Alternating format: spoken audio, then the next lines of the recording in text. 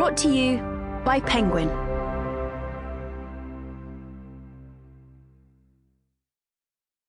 The Authenticity Project by Clare Pooley. Read by Cordell. Ring the bells that still can ring. Forget your perfect offering. There is a crack in everything. That's how the light gets in. Leonard Cohen. Monica. She had tried to return the book.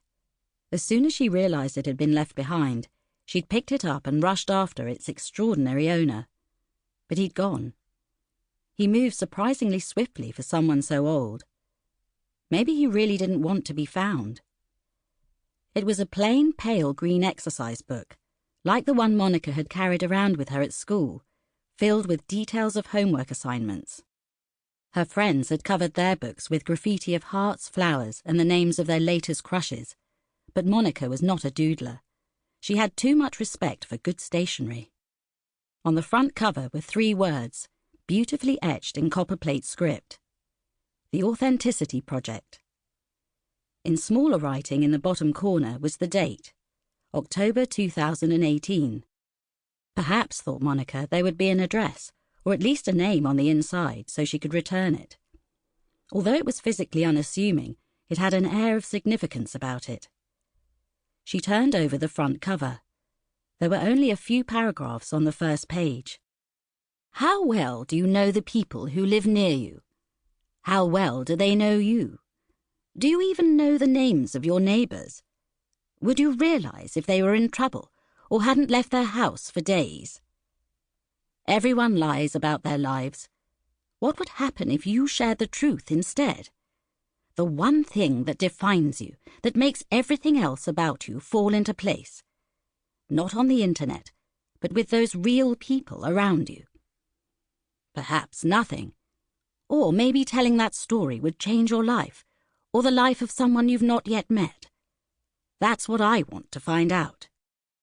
There was more on the next page, and Monica was dying to read on, but it was one of the busiest times of the day in the cafe, and she knew it was crucial not to fall behind schedule. That way, madness lay. She tucked the book into the space alongside the till, with the spare menus and flyers from various suppliers. She'd read it later, when she could concentrate properly. Monica stretched out on the sofa in her flat above the cafe, a large glass of Sauvignon Blanc in one hand, and the abandoned exercise book in the other. The questions she'd read that morning had been niggling away at her, demanding answers. She'd spent all day talking to people, serving them coffees and cakes, chatting about the weather and the latest celebrity gossip. But when had she last told anyone anything about herself that really mattered? And what did she actually know about them, with the exception of whether they liked milk in their coffee or sugar with their tea? She opened the book to the second page. My name is Julian Jessup. I am 79 years old, and I am an artist. For the past 57 years, I've lived in Chelsea Studios on the Fulham Road.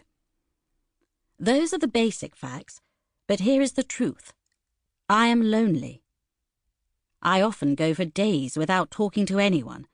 Sometimes when I do have to speak, because someone's called me up about payment protection insurance, for example, I find that my voice comes out in a croak because it's curled up and died in my throat from neglect. Age has made me invisible. I find this especially hard because I was always looked at. Everyone knew who I was. I didn't have to introduce myself. I would just stand in a doorway while my name worked its way around the room in a chain of whispers, pursued by a number of surreptitious glances. I used to love lingering at mirrors and would walk slowly past shop windows, checking the cut of my jacket or the wave in my hair.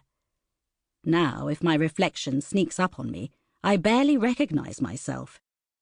It's ironic that Mary, who would have happily accepted the inevitability of aging, died at the relatively young age of 60, and yet I'm still here, forced to watch myself gradually crumble away.